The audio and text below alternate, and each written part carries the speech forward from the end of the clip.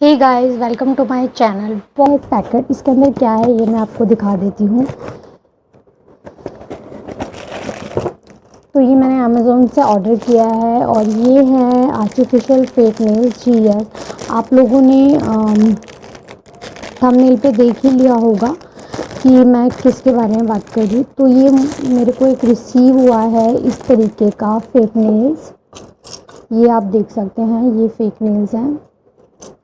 तो मैं आपके साथ अभी शेयर करूंगी कि कैसे मैं इसे यूज़ कर रही हूँ। और काफ़ी अच्छी पैकेजिंग में ये आया है, काफ़ी क्यूट सी पैकेजिंग है इसके अंदर। आप देख सकते हैं, अगर मैं इसकी पैकेजिंग की बात करूँ तो काफ़ी अच्छी पैकेजिंग है। साथ में एक ग्लू है और इसके अंदर ये 100 पीसेज के जो है नेल्स, फेक नेल्स हैं, जो कि प्रोफेशनल ऐसा इसमें मेंशन किया हुआ है। काफ़ी इसकी जो पैकेजिंग है मुझे काफ़ी अट्रैक्ट कर रही है। आप देख सकते हैं